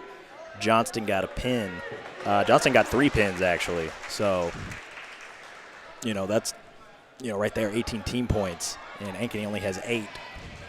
So quite a bit of work. I know Ankeny still has a handful of hammers here coming at 13, 20, and 26, but takedown here for Owen Helgesen at 106. Dragons are looking to just pile on right now. Helgesen checks in at number 6 in the latest rankings from IA Wrestle. Tony Hager and crew, as always, doing a great job there, and very impressed. They put out their first ever girls wrestling rankings this So they year. actually put out girls rankings last year. They did. Yeah, so that might have been their first set this year, which is really cool, because the Iowa Wrestling Coaches and Officials Association, and Helgesen looks like he's working a half. They put on a girls' state tournament last year at Waverly Shell Rock. Yep. And they're doing it again this year. It's actually next weekend, which is really, really cool, just kind of compounding on the continual growth of girls wrestling in the state of Iowa. Well, it's been great to see, certainly that. And as you know, Cody, I'm an Osage guy. I'm proud Green Devil, and seen a good group of girls go through there. They did. Not just numbers, but talent as well. Lots of really tough girls wrestlers out there. Emma Grimm, one of the contenders for Female Wrestler of the Year this year. Miss Wrestling at IA Wrestle. I think the Mrs. Gable Award, or if they just call it the Mrs. Wrestler of the Year Award. So they should probably name that one after, Cassie Herkelman or Megan Black, right? If they want to be fair to the award. 15 seconds left here in the first. Remains 2-0 Helgesen with the lead over Davis. Oh, this is a good little ride from Helgesen. I know he's pretty tough on top and nearly got the turn, but good job on Davis there to hold this to just 2-0 after a first period. And run out of time. You mentioned 106 pounds, how stacked that weight class is. Ooh. And I know so I'm a little partial, because when I was in high school, I wrestled 100 back when it was 103, so many years ago, right?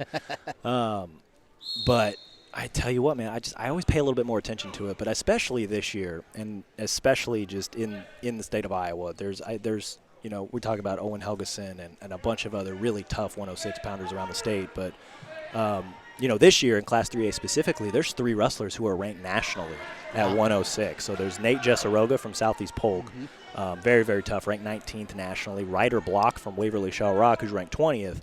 And then Brandon O'Brien from Linmar, who's actually a junior. The other 2 are freshmen. He's ranked 25th nationally. So a quick little shout-out to TJ Seabolt, who he's kind of their club coach. He was a 4-timer from Centerville, went to Iowa State, and now he coaches one of the best club teams in the country, Seabolt Wrestling Academy. And all 3 of those guys are part of Seabolt. And I tell you what, man, any other year, Owen Helgesen might be one of the favorites to win a state title, but then you got, hammers like that in his way, and that's just going to make it so much tougher. But, Class 106 is always a weight to watch at the state tournament, but especially this year with the amount of talent that's there, it's impressive. Minute gone by in the second. Still 2-0 is the score. And we got a good ride going on here for Carter Davis.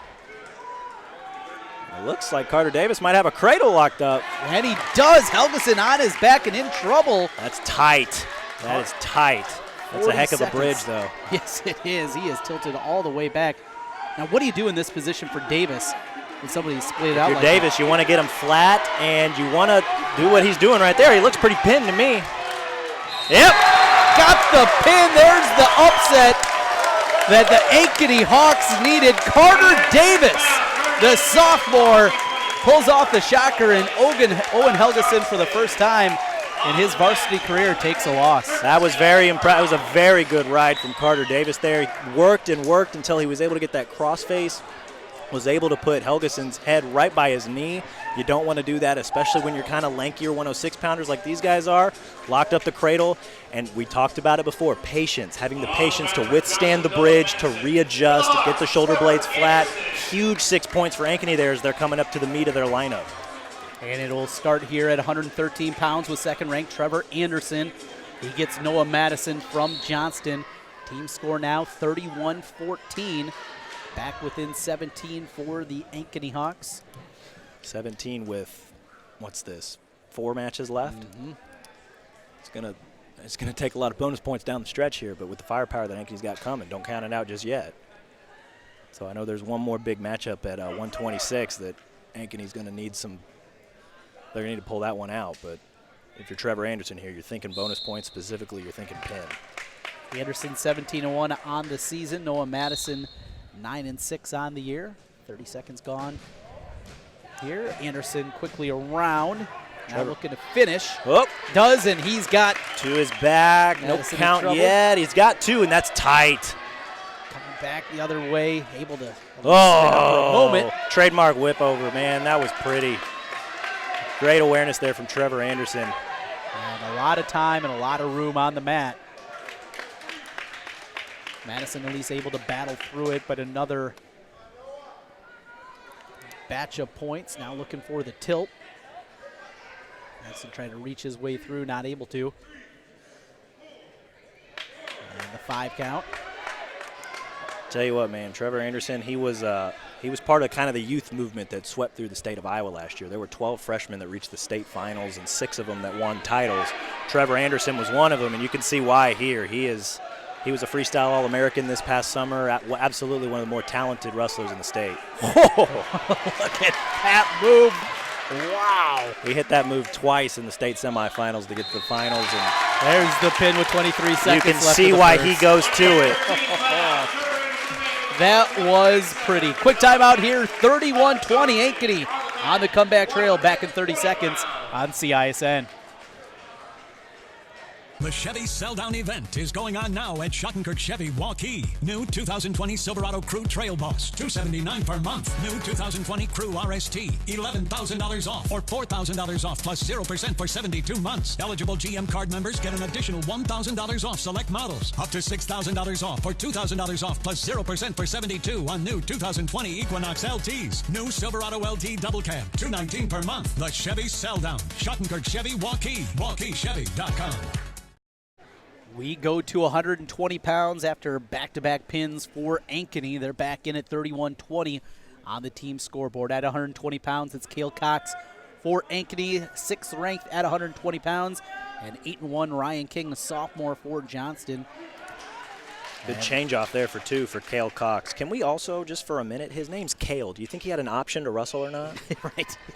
Pretty much understood, especially, well, not just his name is Cale, the spelling of the name Cale. C-A-E-L. One of the things I love to do every year before the state tournament is after all the brackets get released, I love to scan them for all the Cales and Gables, and now I've gotten in the habit of looking for Toms and Terrys as well, just to see, just to see. Even a couple of Brands have shown up from time to time, even just going with the last name of the Brands brothers. Nelson Brands, yeah, he's been there. So Escape Given, 2-1 is the score. Now the important thing here, if you're Ankeny, is you're down 11. There's 3 matches left.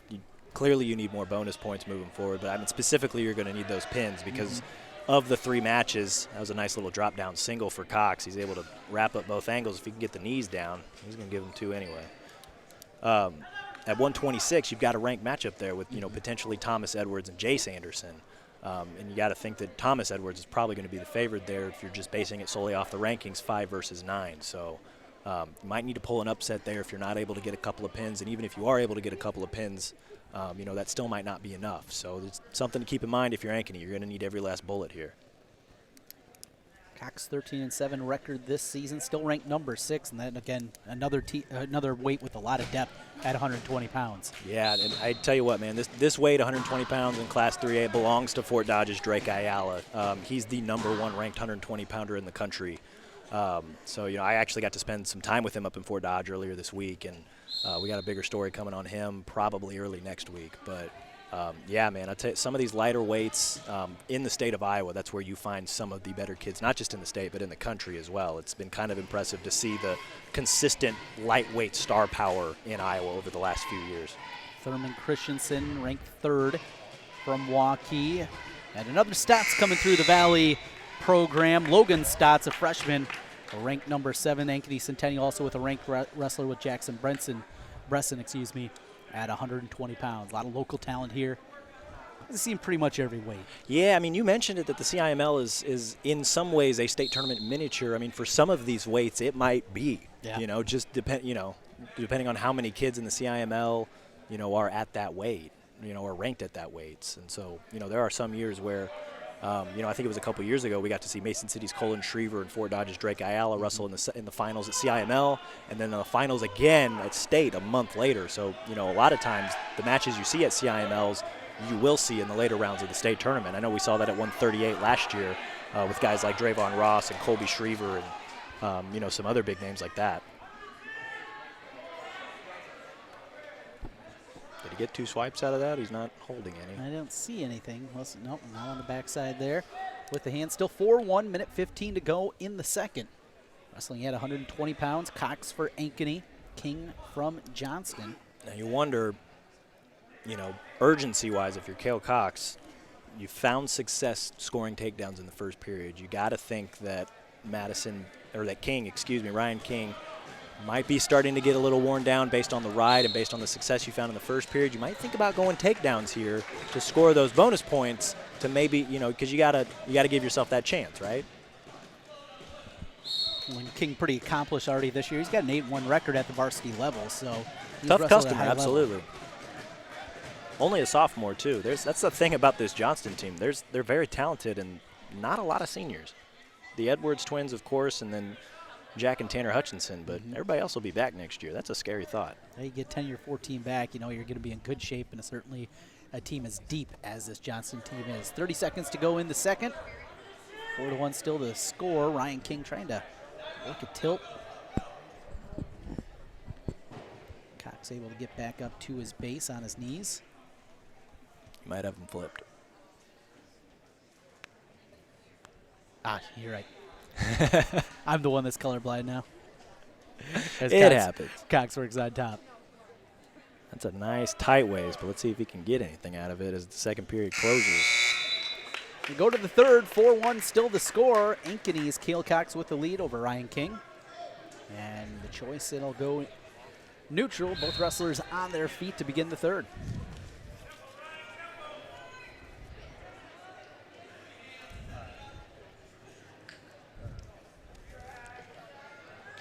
King had a quick attempt, thwarted though by Cox.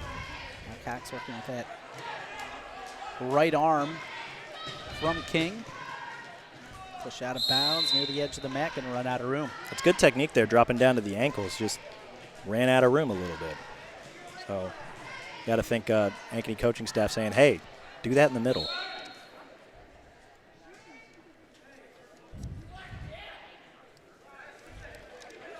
Go to the outside leg. Now looking to pull the head around, get the takedown. Got the takedown call. Now he's going to snap that head through. Head still underneath. He's got a 5-point lead now. Maybe missed an opportunity for a cradle there. 6-1. He's going to allow the escape. King back to his feet, 6-2. There you go. You're up 4 with a minute left. It's a good little shot there by King. If nothing else, to kill time with it. And now Cox in good position to get a takedown. Well, King still does have that leg. That's crucial. Nice job holding on. Down to 40 seconds remaining here in the third. 6-2, Cale Cox trying to build up to an 8-point lead and get a major decision, but a stalemate will restart it at 35. It was a nice shot by King, not just to avoid giving up 2 and hanging on to that leg, but it milked quite a bit of clock too.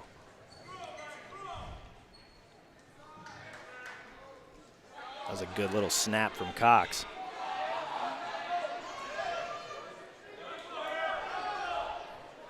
.20 seconds left. Still 6-2 the score. Cox keeps working.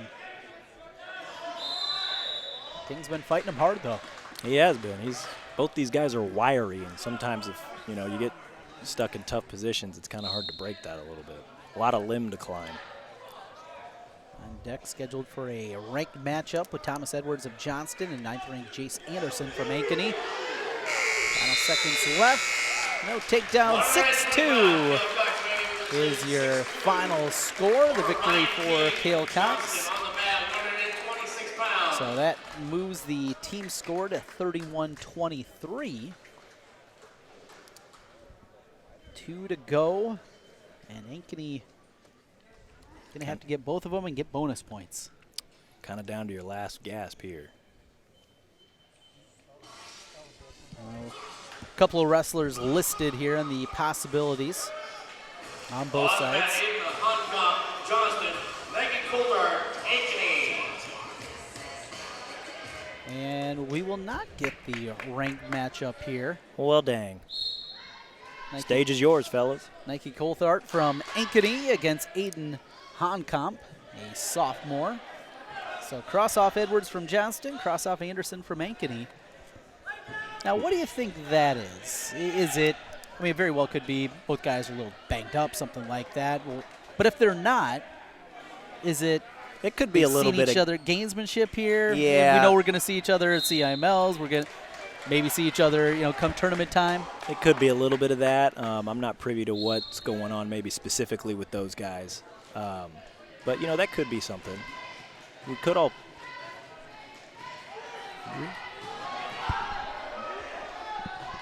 Out at the edge of the match, 40 seconds gone by in the first. They'll go out of bounds. We'll restart with both wrestlers on their feet. On comp for Johnston, the sophomore. Coulthard, the senior from Ankeny.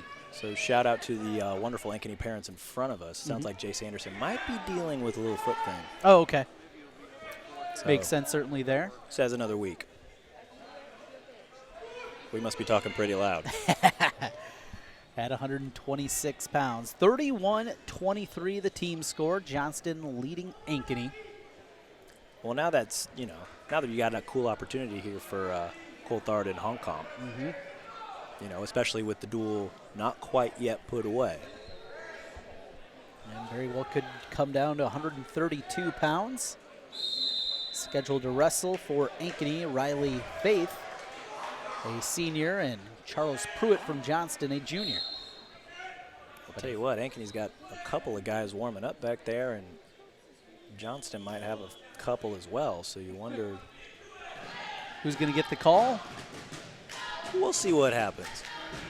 Ankeny's got to win 26 in order to give themselves a chance, because Johnston could put the duel away with a win here. Barring team deductions, of course. Out of bounds, 9 seconds left in the first, still no score.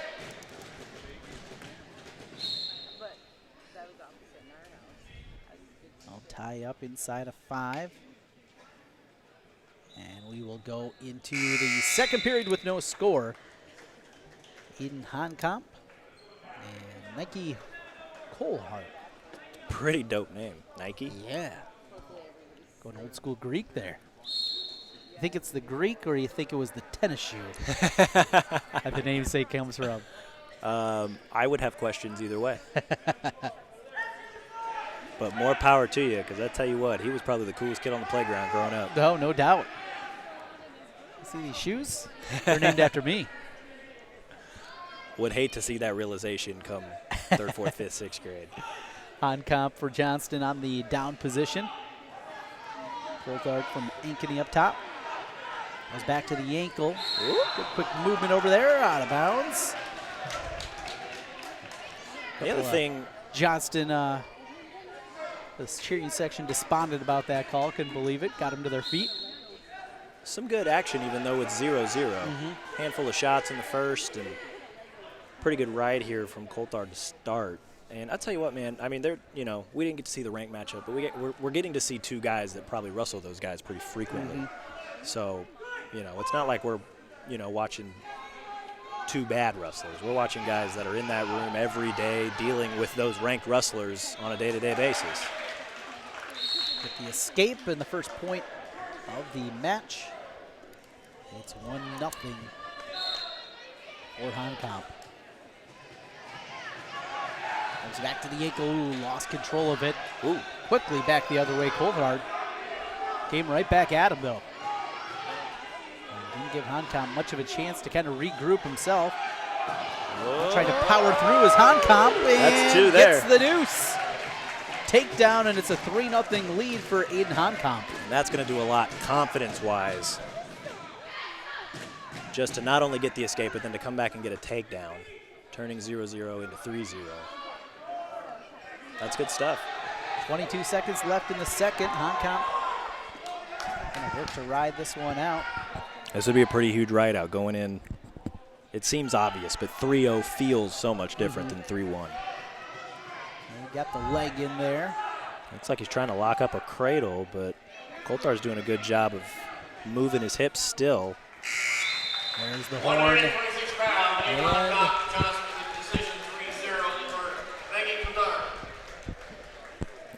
the decision.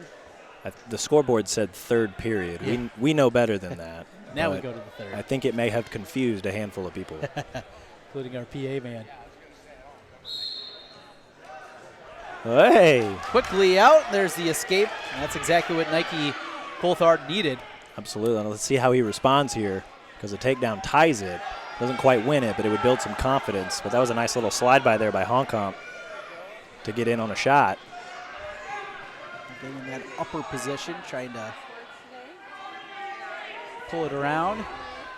Whoa! Went for the big throw. This kid probably wrestles Trevor Anderson in practice. Hey, he hooks the leg. That should be two right there. Here we go. Tied up 3 apiece. Coulthard from Ankeny and Hawn from Johnston. Potentially dangerous to call. We'll restart it. So now Aiden Hawn, I mean, his game plan completely changes to where we were 37 seconds of wrestling time ago. Exactly. So now if you're Coulthard, do you trust your neutral position enough to maybe let him up and go for the winner, or do you ride him out, hope for overtime, and score it there? A lot of options here. Still 70 seconds left, though, in the third. It's a nice little hip heist, but Coulthard quick to cover. Oh! Can he turn the corner? Not only is he going to turn the corner, he's got the arm with it. Let's see what he does with it. There's the reversal, the lead back to Aiden Hawn. Working on top with that arm. He's working that bar. He could be looking for more than just the reversal here. He's got both legs in. Ref looking to make sure he keeps it legal.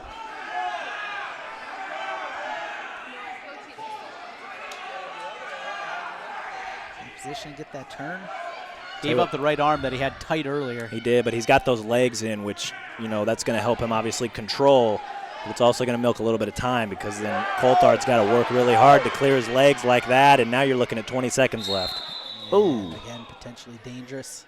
Couldn't see exactly what was going on, but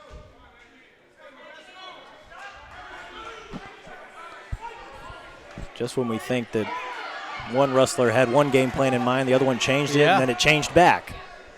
Coulthard, he's got to hurry. 17 seconds left. We'll get a caution call on the quick cover. We saw him escape quickly to start the third, so it's not out of the realm of possibility, but then he's got to follow it quickly with a takedown, because he'll only get 1 point. Another caution there.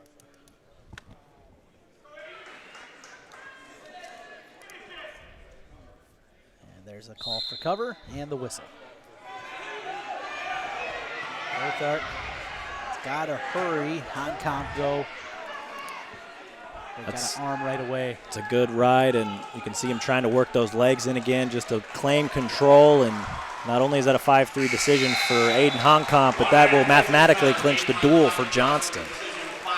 So the Dragons' lead extends 34-23, a 5-3 victory. As we'll take a quick timeout, back in 30 seconds with our final match. It'll be 132 pounds between Ankeny and Johnston. Here's to everyone who believes in competition and good sportsmanship, who knows it's not about the trophies or the medals, but rather the lessons learned. For those who understand, it's not whether you win or lose, just that you give your best. So go ahead, lace them up, take the field, have fun, and play. For the experience, for the memories, for the love of the game, Shields. Trent Condon here, joined by Cody Goodwin from the Des Moines Register. Our final match of the night at 132 pounds for Johnston. It will be Charles Pruitt, a junior, 5-10 on the year, against Riley Faith, a senior, 8-14 on the season. No, that's Thomas Edwards. He bumped up. Oh, so they moved Edwards up to 132. So we get to see one half of the potential ranked matchup Yes. at 26, but you know, hey, why not? You've got the duel in hand. You know, bump your 5th-ranked senior up to get a match. You know, a match that would presumably help him because he's wrestling up a weight. He's got to deal with a little extra. I like this move from head coach Aaron Tecklenburg. Got the 2 count out of it. As a referee still holds those 2 fingers down, hasn't given up the hold yet. Yeah, that's key. It's not like they just get swipes and then points. They got to let go of the hold to restart, and then they get their near fall. That is sometimes confusing. And I think he wants more than back points. yeah, there's no doubt. Thomas Edwards looking for a pin. That's pretty deep if he'd get his hips out and run it, but good job from Faith there to pick his hips up. Ooh. Not coming back. That's some good technique there. Now trying to pull back. Got on top there for a moment. Faith might punch his arm through, but Edwards gets the 3 count. Back points. So make it 5-0 with 27 seconds left in the first for Thomas Edwards. Tell you what, that is a I can tell you Thomas Edwards probably watches a little bit of Spencer Lee from Iowa, because that is a move that Spencer Lee has done before. If you can't run the bar where you shove their shoulder into their ear, he's found a technique that I know has captivated wrestling fans, where he's able to kind of work him backwards the opposite way when the down guy brings his hips up. He's able to kind of use that momentum against him. That time Edwards is able to run the bar and get the pin in 1:58. So the pin and the victory clinched, and a 40-23 final score here for the Johnston Dragons on the road in Ankeny. Quick timeout. We'll come back, put a cap on things. Trent Conn and Cody Goodwin with you in Ankeny. The Johnston Dragons win it 40-23 as we come back on CISN. Central Bank, proud to be a long-standing Iowa tradition. Founded in 1887 in Storm Lake, we've grown over the years from that one location to a bank serving Northwest and Central Iowa, employing more than 200 people in the region. Being here and being from here, it makes Central Bankers unique in the banking world. Decisions are made here. Investments of our time and resources are made here. For us, banking is still about people. Our reverence for community and hard work speaks to a proud Iowa heritage. Our passion for small business to bold new directions forward for our bank and the Iowans we serve. Thank you for your support of Central Bank. Let's keep it going. Let's plan together. Let's execute for Iowa's small business, agricultural, and individual banking customers. Central Bank is ready to make it happen. Member FDIC. Why do I look for the seal? It's about trust. Whether I'm buying a car, hiring a contractor, finding a tax preparer, or an honest mechanic, the Better Business Bureau seal means this business meets high standards. When I see the seal, I know I'll get what I pay for. No more taking chances and no more worries. And I feel good about supporting local businesses. My life is so much easier knowing I can always trust BBB accredited businesses. It pays to look for the seal. See for yourself at bbb.org/Iowa.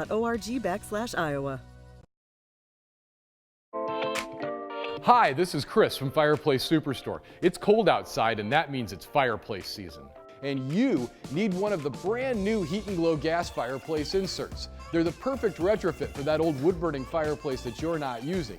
You get beautiful flames, you get heat, you get easy operation, and they're all brand new Heat and Glow gas fireplace inserts. Please come see us, Fireplace Superstore, 109th and Douglas in Urbandale. Welcome back one final time in this is Chris Ankeny. from Final Fireplace score 40-23. Johnston comes on the road, picks up another victory in the CIML. Impressive performance out of the Dragons. Ankeny, certainly some bright spots out of them. Cody, as we take one final look here at what we saw tonight, a couple takeaways from you. Yeah, no, I mean, two really good dual teams. Johnston maybe showing a bit more depth, and especially, that stretch of 170 to heavyweight where there's just a bunch of swing matches there. Johnston was able to take 4 of 5, between 170 and heavyweight, and not only that, but they scored 3 pins out of that as well. You look at the duel as a whole, Johnston was able to take 8 of 14, excuse me. Ankeny only had 6 victories. But, you look at the way Johnston won. They had a major. They had 4 pins. They also had a win by injury default at 160, which you hate to see that. We hope that Daniel Rose is okay because it looked like they were maybe testing him for a concussion. But those bonus points are crucial. And then you look at the way Ankeny, they scored a couple of pins, but in some matches where maybe they couldn't get some bonus points, they only settled for decisions. And, part of that obviously is Johnston has, a slew of really good wrestlers, but credit the Dragons, man. They came to wrestle, they scored those bonus points, and once they took the lead, they never gave it back. Fun one tonight. It all started with our match of the night, number 1 versus number 2. Caleb Rocchi knocks off James Edwards, and it was a physical match, a little extra histrionics also involved in it. A little bit, yeah. I mean, you're talking Ankeny and Johnston, CIML. These guys obviously see each other a lot. They've seen each other over the years because James Edwards is a senior, Caleb Rocchi's a junior. Got a little chippy there, which sometimes can be fun. That time it ultimately cost Ankeny a team point. You hate to see that, but hey, Rocchi came out on top. It was a really good start for Ankeny, but man, I tell you what, as soon as you get into some of those later weights, and I've said it before, that stretch 170 to heavyweight, but even before then, Johnston was able to capitalize on a handful of wins there, and that stretch is really what kind of sealed the duel for them. 40-23 the final, and a win for the Johnston Dragons here in a top 10 matchup. Cody, it's been fun. Thanks for your time. Absolutely, yeah. We should do it again. The season's going to be over before we know it, Trent. I know. It's coming up quick, and we get to February and, of course, the state tournament. Victory for Johnston tonight over Ankeny. Final score for the final time, 40-23. Thanks to everybody out there for checking in with us here. Trent Condon for Cody Goodwin signing off.